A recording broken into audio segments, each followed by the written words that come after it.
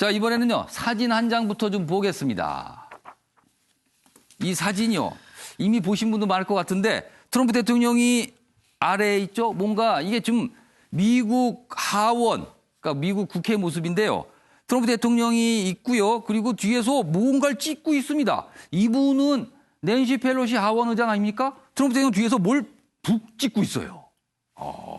뭔가 상황은 그렇게 좋은 상황은 아닌 것 같아요. 그럼요, 이 모습이요, 저희가 영상으로 확인해 보겠습니다.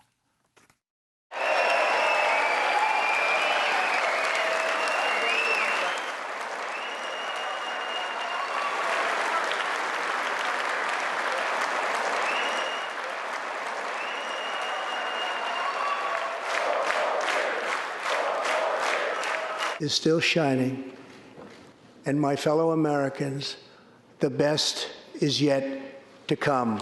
Thank you, God bless you, and God bless America. Thank you very much.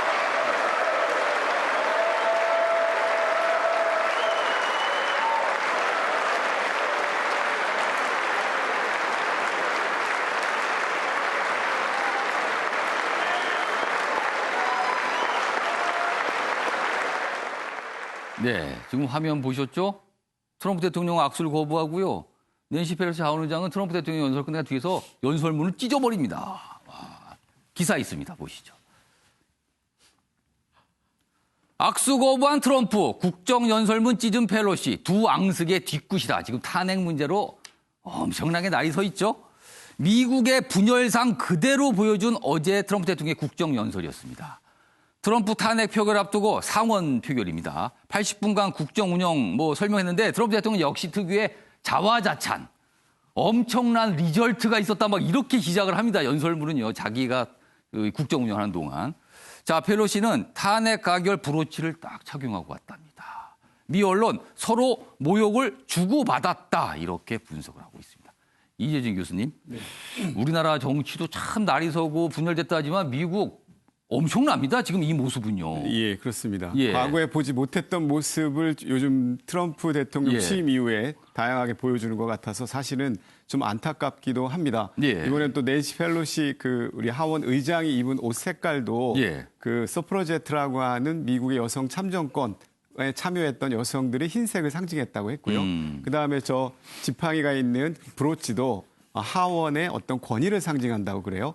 그런 의미에서 저 복장을 입고 나왔었는데 사실은 악수를 하지 않았던 것뿐만이 아니라 그 전에 하원에서 이미 탄핵안이 가결이 됐죠. 그래서 예. 상원에서 이제 그 판결을 기다리고 있는 건데 투표를 예. 기다리고 있는 입장에서 예. 아마 그러한 감정이 바닥에 쌓여 있어서 내부에 쌓여 있어서 저렇게 된 것 같은데 사실 경제적 그리고 세계에서 가장 초강대국이라고 하는 미국의 예. 그런 어떤 정치적인 이면을 보는 것 같아서 안타깝고요. 마지막에 이제 우리 펠로시 의장이 그 연설문을 찢었잖아요. 3번에 걸쳐 찢습니다. 예, 그렇습니다. 그래서 우리 트럼프 대통령의 예. 모든 발언이 다 거짓이다라고 해서 이제 다 찢었던 것 같은데요.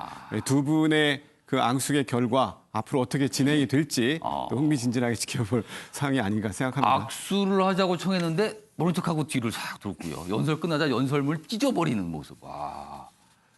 미국 정치가 지금 어느 정도까지 분열돼 있는지 그 민낯을 그대로 지금 보여주는 장면이 아닌가 합니다. 이런 상황에서요, 미국 내 새롭게 어떤 신예인가요? 떠오르는 분이 있습니다. 보시죠. 이 기사 간단히 소개해드리겠습니다. 일면 기사 때도 잠깐 얘기했는데요. 대이변의 주인공은 38 부티지지, 피트 부티지지, 인구 10만의 시장입니다. 작은 어떤 도시의 시장인데요. 백인 오바마 이런 별명을 받고 있어 돌풍을 일으키고 있다. 지금 민주당의 대선 경선인 아이오와 코커스 경선이죠. 여기서 1위를 차지했어요. 이게 굉장히 중요하거든요. 첫 번째라서. 그런데 그동안 유력 주자라고 했던 조 바이든 15% 4위로 뚝 떨어졌습니다. 반면에 피트 부티지지 27% 가까이여서 1위를 기록했습니다. 돌풍입니다. 그래서 과연 2008년에 오바마 대통령이 걸었던 그 돌풍의 길 걸을 수 있을 것인가. 근데 일각에서는요, 성소수자 이런 부분이 표의 확장에 한계가 있는 거 아니냐 이런 지적도 그리고 한계가 있냐 이런 얘기가 좀 나오고 있어서 조금 더 지켜봐야 된다 이런 목소리도 좀 있습니다. 자, 이 얘기는 이 정도 하고요. 다음 기사는요. 이국종 교수 얘기입니다. 어제 출근을 했습니다. 이 외상센터장 그만둔다고 얘기한 이후에 첫 출근이었거든요. 기자들을 만났어요. 여기 보시죠.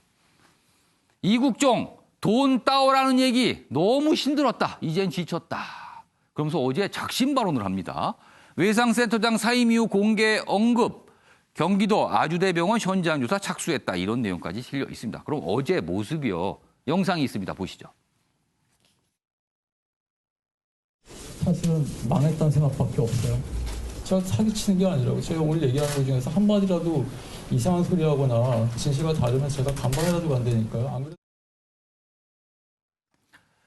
자, 윤영걸 전 대표님. 어제 저렇게 얘기해보니까 기자들 참 하고 싶은 말이 있었다. 그래서 저렇게 얘기한 것 같아요. 그런데 병원에서 계속 뭐만 하면 돈 따와라, 돈 뭐 더 받아와라 이런 얘기만 했다. 이렇게 좀 얘기를 했어요. 예, 그 외상센터장을 예. 그만둘 때 굉장히 뭐 병원장을 비난하는 말을 예. 많이 했는데 어제 처음으로 입을 열었죠. 뭐 닥터 헬기 그 정원이 5명인데 예. 한 명만 있었다. 더 얘기하면은 돈 따와라는 얘기만 했다. 예. 그러니까 저게 뭔가 우리 의료 체계가 정말 잘못된 거 아닌가. 저게 정부는 정부대로 지원을 또 많이 한다고 하거든요. 예. 그럼 그 돈이 어디로 샜는지 지금 경기도에서 뭐 조사는 한다고 하는데 예. 정말 병원 측이 지나치게 영리를 추구하다가 저런 문제가 생겼는지 저는 아니면 단순한 이국종 교수하고 저 병원과의 어떤 의사소통 문제. 의사소통 문제 아. 뭐 이것 때문에 그런 건지 예. 뭐 이국종 교수도 뭐 굉장히 뭐 훌륭하신 의사군 하지만 조금 어제 거친 말도 했어요. 예. 이생망이라는 말도 했어요. 그건 젊은 사람도 쓰면 안 되는 말이거든요. 이번 생은 망했다의 준말이 이생망이거든요. 굉장히 감정이 격앙된 거 아닌가 예. 이런 생각이 듭니다. 네. 저런 분들이 좀 열심히 일할 수 있는 환경이 되면 좋은데 아무튼 뭔가 좀 불발이 되고 말았습니다. 그래서 많은 분들이 안타까워하고 있습니다. 마지막 기사가 될 것 같아요. 다음 기사 봐주시죠. 여권에서 최동욱 전 검찰총장 얘기가 나옵니다. 군산 출마설입니다.